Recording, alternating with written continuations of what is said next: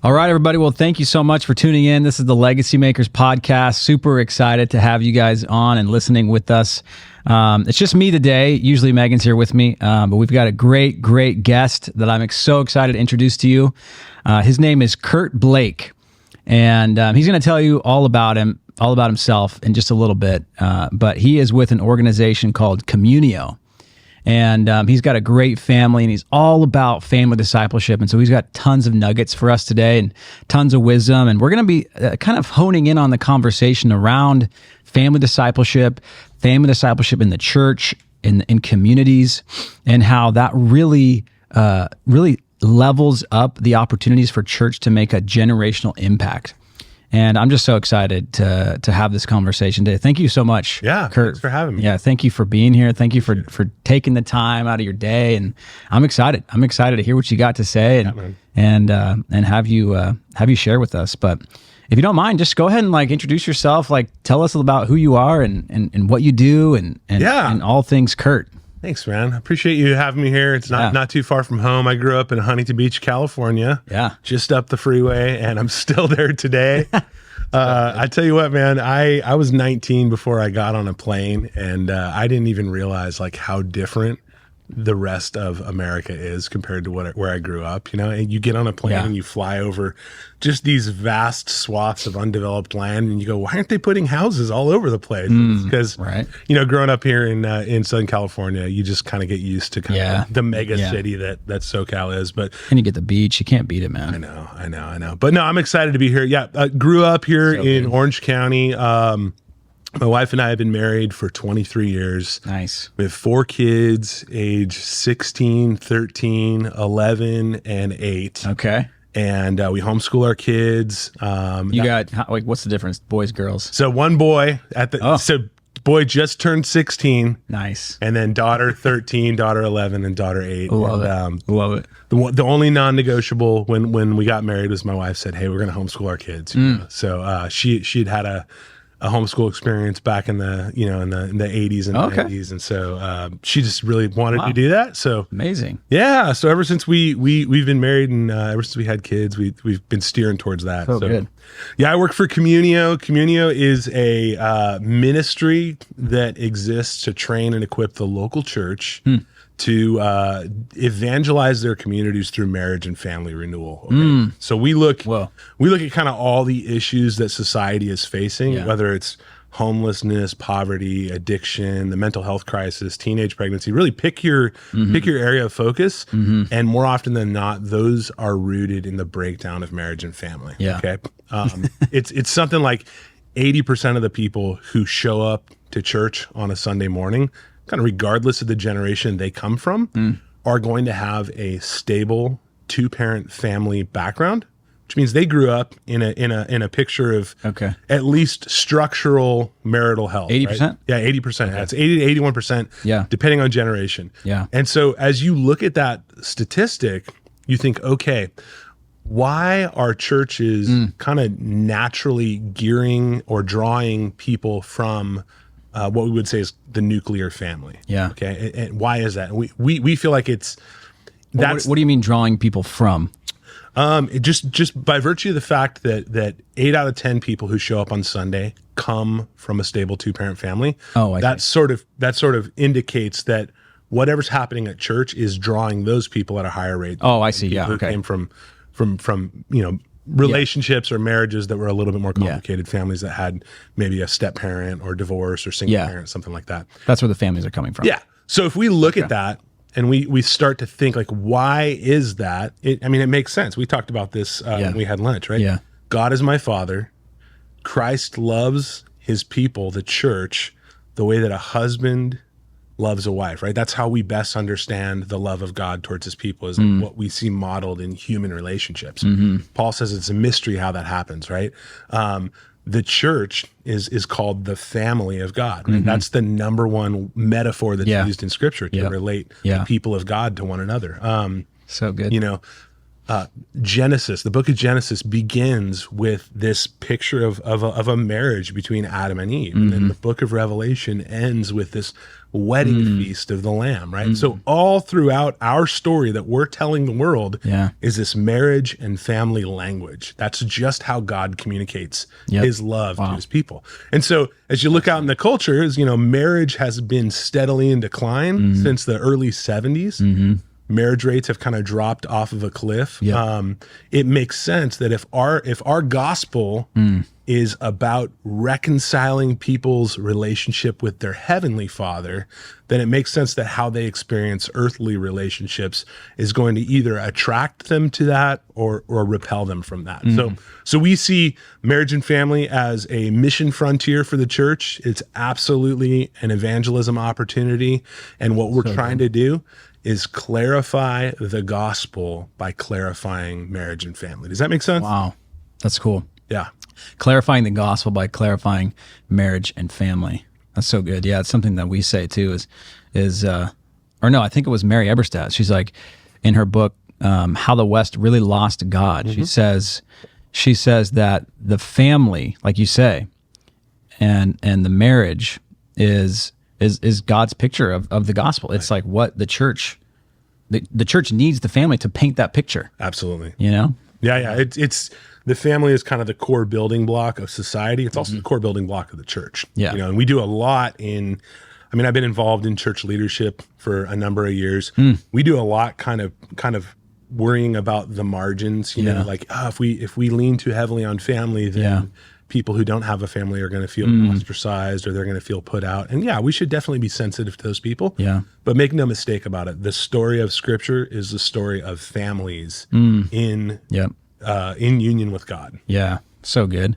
One thing that I've really appreciated, and I feel like I feel like we share a similar mentality, whether it's with Legacy Makers or with Communio or just me and you, Kurt. Something I've noticed, and I feel like maybe you have this, but it's like, I feel like Communio and you yourself, like it's like you guys you're results oriented. Absolutely. You're results driven. Yeah. When it comes to the numbers and like the actual societal level data. Yeah. It's like, we don't want to just put on a show.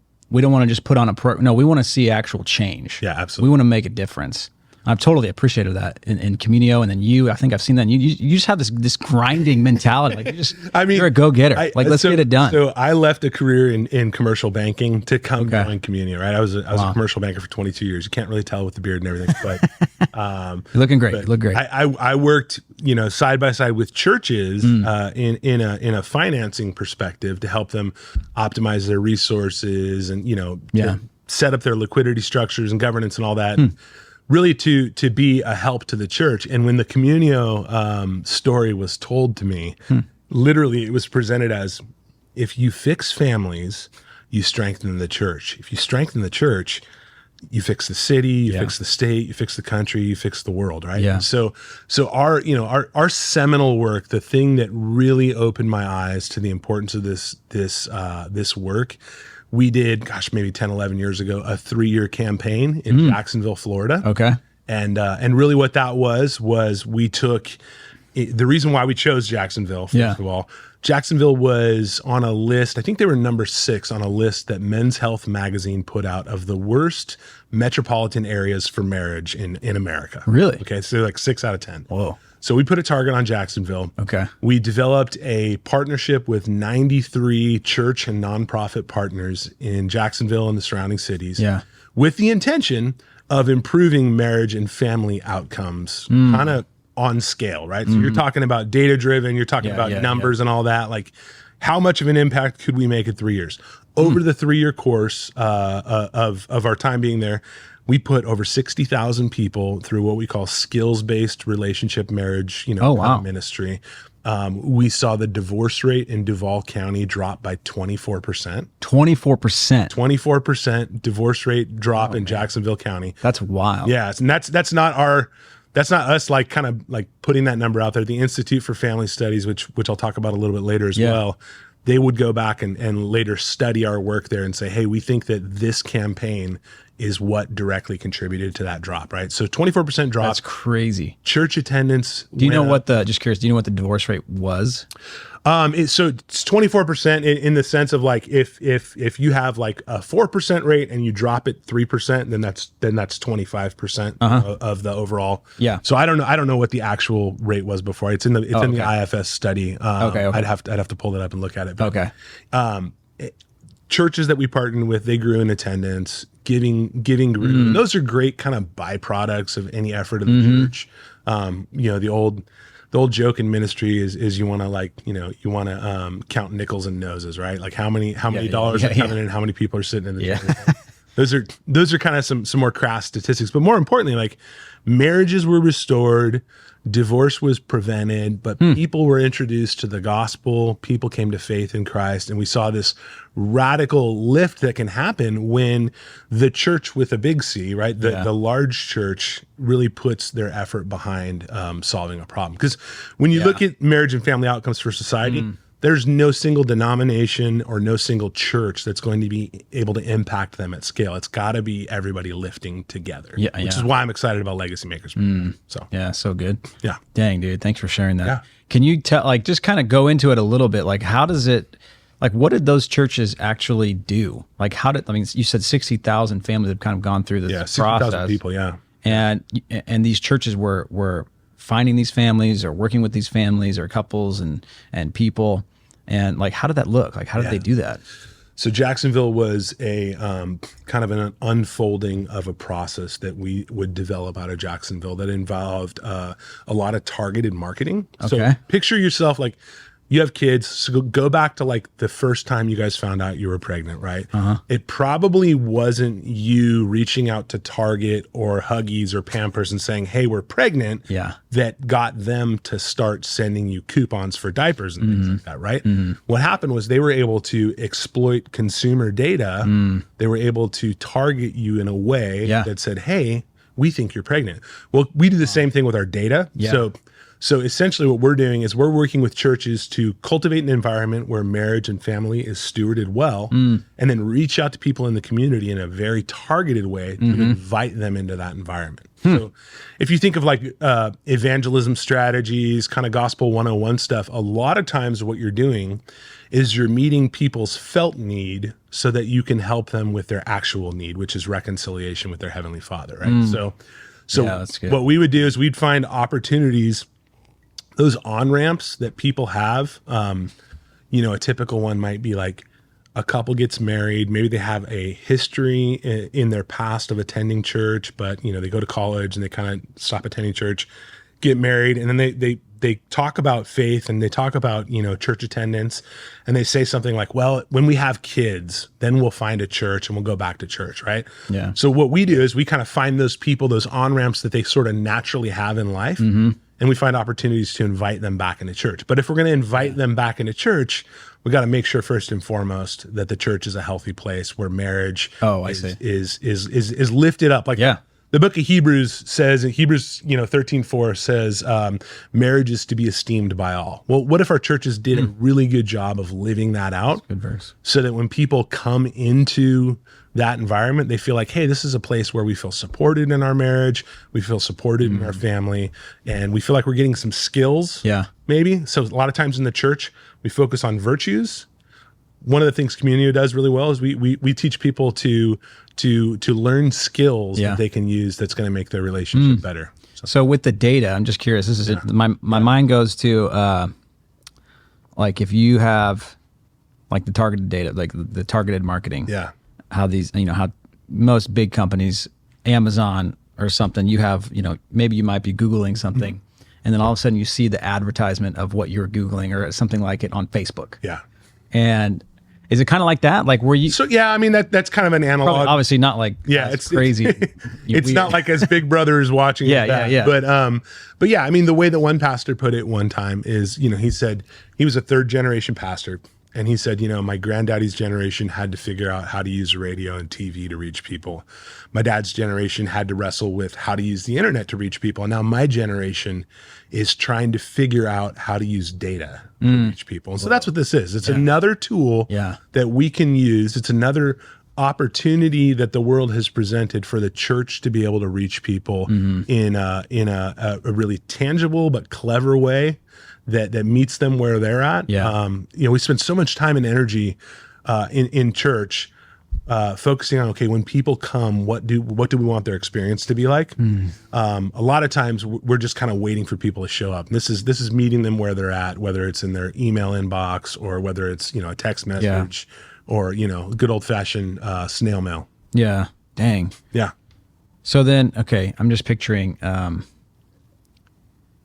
an evangelistic standpoint, let's say you find, and this is where my mind was going, and I don't know if this is right, but you find someone somehow through using data, you're able to locate somebody that might be struggling.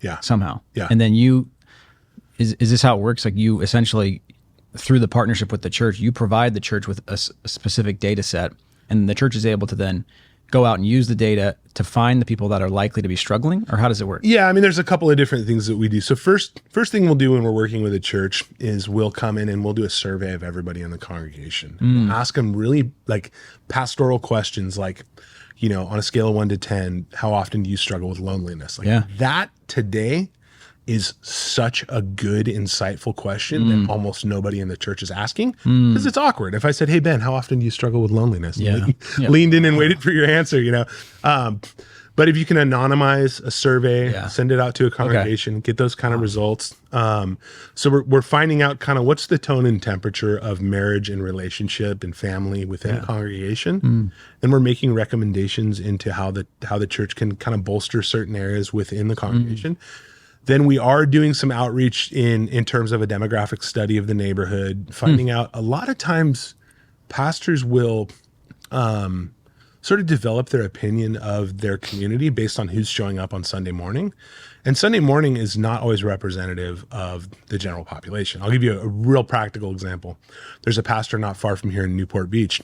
His church is made up of all young families for the most part. Like they've got lots of families, multiple kids, but they're in Newport Beach. If you look at the area immediately surrounding his church, it's mostly retired couples or couples with adult kids who are kind of at the end of their career. And so as you look at the distinction between those two data sets, you could, on Sunday morning, you could look and go, okay, this is a church in a community full of thriving young families. But then you look in their immediate area and you find out actually people are driving 20 to 30 minutes, to come to church on Sunday morning. So if you're planning an outreach strategy, you could really miss the mark based on just who's showing up on Sunday morning. So that makes sense. Yeah. So try to develop some of that demographic knowledge about the community at large, sort of exegeting the culture, if again, borrowing that from Keller. And then there are certain predictors that you can look at within the data that will give you a hint at who might be a marriage that's in crisis. And so if you can reach out to those people with an invite to, something that's, mostly fun, but a little bit of kind of skill-based relationship stuff, and sort of slowly bring them into the life of the church. We have something called a ministry engagement ladder. We don't need to get into it right now, but opportunities to invite people into the life of the church using that marriage and family focus is kind of the outreach. So it's like it sounds like it's like obviously very targeted. And it's very very intentional. Sure. Right. I'm curious, what's your take on do you feel like there is a hesitancy with a lot of pastors and a lot of churches to engage at that level for the most part, or how come, why isn't everybody doing that? Yeah. This seems obvious. Yeah. So a couple of things behind that. One, I think for the most part, pastors are busy people, right? For 22 years, I tried to sell banking services to churches, some years they did it better than others, but so here we are, a bank is something that every church needs, right, to do business. And I'm one of many trying to reach out to them and describe to them why my banking is better. Well, Communio is really one of one. We don't exist, there's no, I could say, oh, we're like this, we're really kind of one of one. Yeah. So first is just getting people's attention and describing for them our process. Yeah. Then second, a lot of pastors are we're doing marriage and family at our church. Okay. We've got premarital counseling. Maybe we've got a couple of MFTs that we reach out to if there's marriage in crisis type stuff. once every 18 months or so, we'll do a marriage retreat. And when it's appropriate, we'll preach on it from the pulpit. Like, so most folks are like, we've got marriage and family on lock, right? Yeah. Like, we know how to do it. And quite frankly, in the pantheon of options, related to like how you can operate your ministry, there's just only so much you can do, right? Yeah. So I think some of it's a little bit of that. True. What we've shown is with those targeted questions and maybe some of those kind of more nuanced, strategic elements of what we do, there's a quantity aspect to like how much are you doing for marriage and family, but then there's really a quality aspect. So I'll pick on another church that I worked with. I was talking with a pastor and he said, hey, everything's going great. We're doing a marriage and family retreat and we're sold out of all the spots that we've got for the retreat. Like 40 couples are coming. It's going to be a great weekend. Wow. And so just one question deeper is, okay, how many of those couples are coming because they're struggling and they said they'd give this one last shot? Yeah. Versus how many are coming because they're thriving in marriage and they just need to work on the edges a little bit. And he's like, I don't know. Okay. So that's like a deeper layer of marriage and family ministry that we find a lot of people miss when they just kind of say, yeah, we're already doing this. Right? And then the other part of your question was like, why aren't more people doing this? The 2.0 to that question is, we're still on the newer side. We've been around 7 years. We started in Virginia, kind of marched westward. Yeah. And, we're in the process now, instead of going church by church, of engaging church movements. So networks, regional, denominational offices. Next week, for example, I'll be in Aspen, Colorado, and we're kicking off our work in Aspen and really renewing our work in the state of Colorado. So we're going to meet with Nazarene, United Methodist, Southern Baptist, Anglican church leaders that have oversight of literally hundreds of churches in Colorado. And we're going to express to them this vision. And then through cohorts and just kind of one-to-many, we'll be able to multiply that effort to more churches. Yeah. So what would you say to a pastor? Like, obviously, like you said, there's a pantheon of options. There's tons of things that you could choose from as a pastor, as a church to plug in. Like, how would you, what would you say, what would you convey as far as the importance of something like this, the intentionality behind it, as like the number one pick? Like, you should do this versus everything else because. Yeah. I think, when we did our initial research study with Barna, we did this faith and family study. What that demonstrated was that, the average church, think of like, whatever your prototype is of the average church, 200 to 300 people, they're going to spend like almost $100,000 a year on intentional youth ministry, whether it's programming, staffing, et cetera, junior high, high school. They're going to spend $100,000 a year on that, and they're going to spend almost nothing on intentional marriage and family ministry. And I would say, whether it's your men's ministry, your women's ministry, your youth ministry, a lot of the need for those ministries is centered around the breakdown in marriage and family, right? So, men might struggle with, certain issues in their lives that are rooted in their family of origin. Women might struggle with certain issues in their lives rooted in their family of origin. Certainly the number of at-risk youth that are being served in the church, if marriage and family were strong in a particular community, you would see this kind of lasting generational impact. And it would, I'm not saying don't have a men's Bible study, don't have a women's Bible study. There's certainly great things we can learn from each other. But if you center your ministry around the family, around marriage first, family second, you start to see the need for so much of what happens in those ministries that's centered around responding to crises and things like that.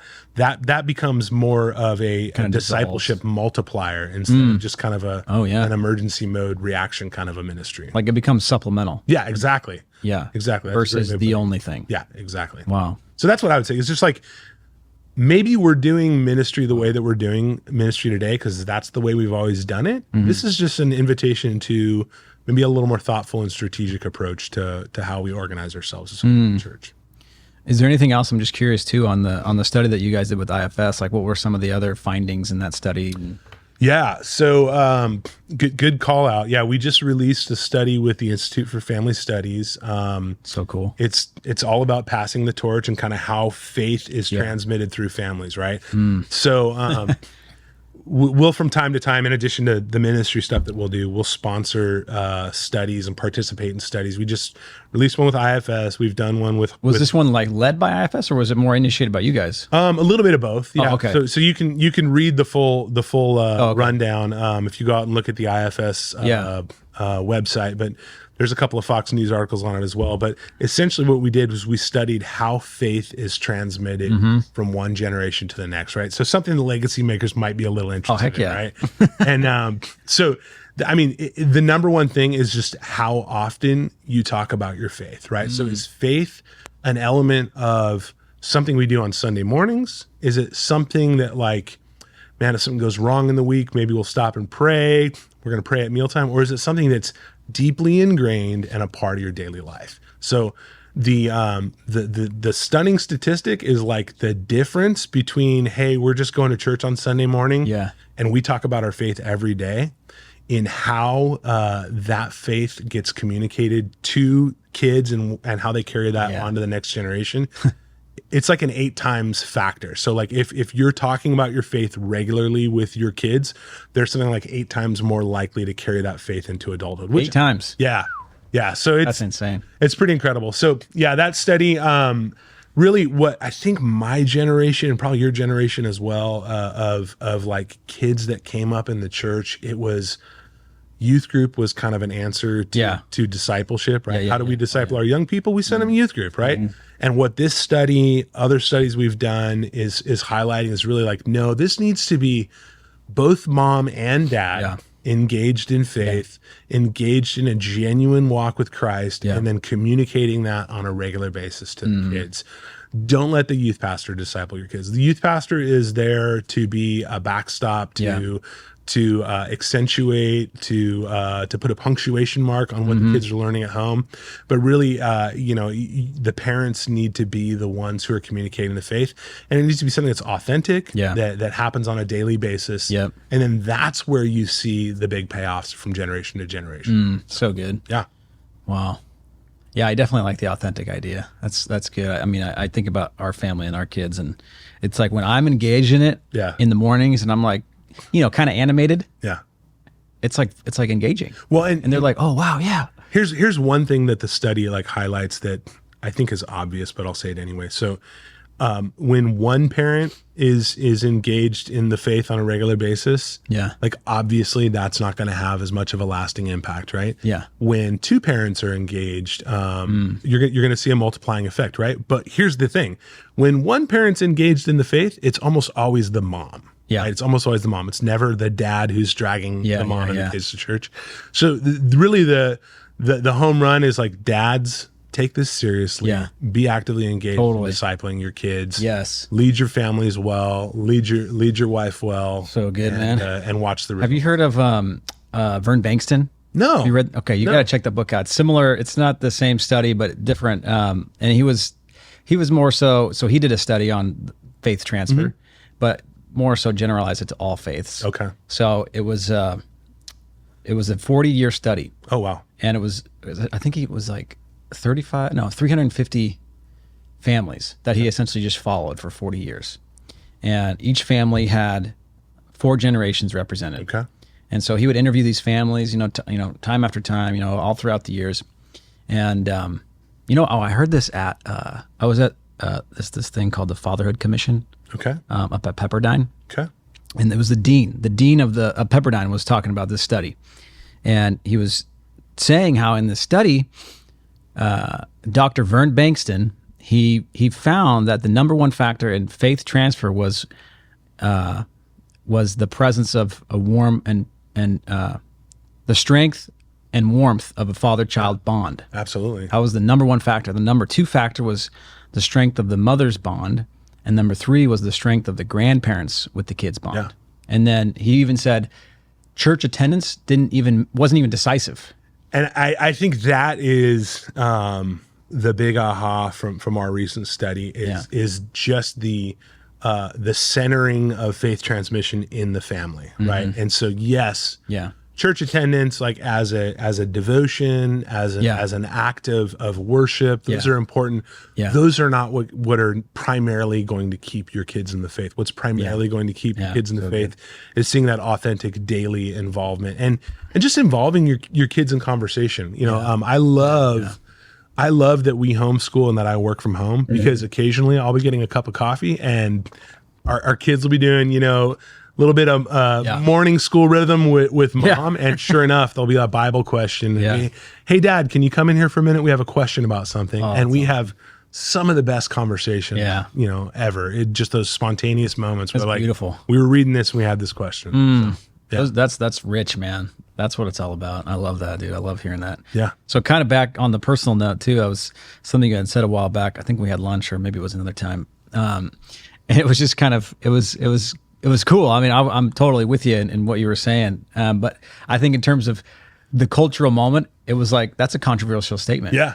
And so I wanted for one or two of those every lunch. So. It's so good.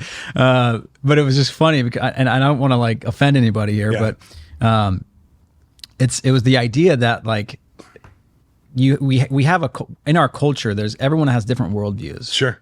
And it's like the majority of, and maybe you can, I'm probably butchering what you said, but I just want to kind of riff on it a little bit. But it was like, the idea was that there are people that maybe are against Christianity or that don't have a Christian worldview, or maybe they have a very secular worldview and they're against children, against having kids. And you had said something that was kind of funny, but it was like, well, they're not going to last, or something like that. So the idea, I mean, if you follow the news, right, birth rates are down, right? So what does that communicate about society? It communicates that our society is contracting, right? So to the extent that Christians are out there kind of outpacing the birth rate, if we can communicate the faith well, then necessarily, there's going to be, this is going to sound funny, there's going to be more of the fewer people will come from a Christian background. So but realistically, I mean, looking at birth rates and kind of church growth trends and things like that, I mean, I was reading some information the other day. The number or the percentage of the population in a given area, let's say 25% of the population here in Costa Mesa where we are is age 60 and up, right? Well, at most churches in the area, the percentage of their congregation that fits in that category is more like 40 to 45%, right? We had this big movement in kind of the baby boom and shortly after that we saw this population boom. A lot of those people are Christians who come from generations of mom and dad faithfully attending church. So there's this overrepresentation in a lot of our churches of folks from that background, from that age group, right? So what does that mean? Well, it means in the next 15 to 20 years, those people they're going to slow down in terms of their involvement at church. They're going to go from volunteering and maybe attending a couple times a week to maybe only being able to attend once a week. Video attendance is going to increase. And then eventually those people are going to retire and they're going to enter into their eternal reward, right? So as a church leader, as someone who thinks in big trends and kind of looks at, demographics and things like that, I'm concerned about a declining church population 20 years from now. I don't want a less influential church in 20 years. I want a more influential church. And so the only way to kind of look at that in terms of what we've been talking about is we need to encourage more young people to get married earlier, to have families sooner, and to have more kids, right? Because that's just kind of practically the way that the church is going to be able to sustain its influence in the culture. So good, man. Yeah. I'm all about it. There you go. Thanks for sharing that. Yeah. Well, couple last thoughts. What would you say to dads, moms, to stay the course? How would you what would you want to say to encourage parents right now? Yeah, I would say first and foremost, have grace for yourself, right? That's good. So I grew up in a family where mom and dad had my mom took us to church when I was 5 years old. Yeah. I remember thinking oh, this is new and different. What's this all about, right? Yeah. She was leaning into her faith that she had as a kid growing up. Yeah. and just thought, hey, we should get the kids into church, right? Yeah. And so ended up just having a delightful church experience. Dad was a little bit later on in life, like, came into the faith and really joined participation in a regular church a little bit later in life. So we have this legacy now where we look back and go, okay, everybody in my family loves Jesus. I married my wife and we're raising our kids in the faith. I look at our situation and it's really easy to listen to a podcast, read a book and go, oh, am I doing enough? Am I, what am I doing? But then just kind of look a generation back and first and foremost, have grace for your parents. Like the older I get, the more I realize like, oh man, my parents were just doing their best. Like they came from, they came from their own chaos and their own, their own dysfunction. So have grace for your parents, have grace for yourself, and then just be regular in how you practice your faith, right? So don't be starting and stopping. We're going to do this program. We're going to do that program, but just be like a normal, regular person who loves Jesus and models that well, not just in how often you study your Bible or how often you go to church, but like in how you parent your kids, right? Yeah. Like if your parents see you studying your Bible, but you're flying off the handle all the time and yelling at them, they're going to see a disconnect, right? They're going to go, well, that's what Jesus was talking about when he was talking about hypocrisy, right? So, but have grace for yourself, have grace for your parents, and then just lead your kids well in a consistent and regular pattern, and not one that's constantly kind of being blown to and fro by every trend that comes along. So good. Yeah. How would you want to encourage pastors who might be listening? How would you want to encourage a pastor or a church? I mean, I love you guys. Like keep doing the work. Like first and foremost, like we need pastors. The number of pastors that I talk to that are discouraged, that are targeted with criticism throughout the week. Like, I mean, I hang out with my pastor occasionally, and it's like, it just takes an email, at the wrong time from somebody, just to like set their entire week in a bad direction. And so I would say like first and foremost, like support the families, support the parents in your church. They really are the foundation for so much of what the Lord wants to do in your congregation. Yeah. And a lot of us come to church, we're tired, we're wiped out from a week of doing so much stuff, and we just need an encouragement. On top of having your own family. Right. we just need a lift, and so just be pro family. Do things like we have a pastor's toolkit on our website. Oh, cool. Do things to encourage marriage in the congregation. Yeah. One of the churches we work with was like, hey, wait a minute. If marriage is important, why are we charging people $500 to get married in our church? Let's waive our facility fee if somebody wants to host a wedding here. Boom. Instantly, you made a better culture of marriage in your congregation. If a couple gets engaged, like what does Hebrews 13:4 say? Like I said earlier, marriage is to be esteemed by all. Man, celebrate that from the pulpit. Don't worry about how that's going to translate on the podcast later on or the video that you're going to post on YouTube. Yeah. Be excited for people. Celebrate people's anniversaries. Just create a culture around marriage where people are excited and looking forward to it. And then the thing that I love that one pastor I met with does is he sits behind the scenes and he watches the single people in his congregation, and he goes, okay, that guy and that girl would make a great couple. And he tries to actually coordinate, go. and not to say like every pastor is going to be, Match.com or something like that, but just making it easier. Today's young people have so much against them. Oh yeah. It's so hard. That's cool, man. Just how young people came up to develop healthy relationships and to form healthy habits around dating and things like that. Man, if you're a pastor and you're an authority figure in both people's lives and you see a potential match, don't hide that under a bushel. I wonder what the going rate is, that if your pastor tells this person and this person to get married, I wonder how often they would get married. I don't even know, man. I bet it's pretty high. But I feel like a lot of people are younger people, they don't have those tools for whatever reason. If you read some of the studies, and certainly the apps, the dating apps and things like that are not making it easier. No. Somebody pointed out recently that like the whole point of the dating app is to develop an algorithm to keep you using the dating app, right? Wow. So interesting. So like they're in business to keep you dating. Yeah, true. Wow. So if you're a church leader and you see young people in your congregation and you're like, hey, I think these two would make a good match, like say something, please. Yeah, that's so good. Right? Oh, I love that, dude. I love that, man. That's awesome. That's a great practical piece of advice. I want to see that. That'd be epic. That would be. Well, thank you so much, Kurt. How can a church or a pastor get in touch with you or reach out to Communio or get hooked up with you guys? Yeah, I mean, particularly, in my role working with denominational leaders and things like that, if anybody who's listening to this leads a group of churches and wants to talk, I mean, you can find me on LinkedIn. Yeah. That's probably the easiest way. Just KurtBlake. Kurt Blake on LinkedIn. Communio, which basically is like the word communion if you drop the last N, COMMUNIO.org. Go on there and check out our research tab. Download our pastor's toolkit. Sweet. Look at our national study that we did with Barna. Those are some good ways to kind of get engaged. And then, one thing that we do for churches, and certainly anybody who's listening to this podcast would be invited into this. We provide what's called an insights report, and that's that demographic study that I mentioned.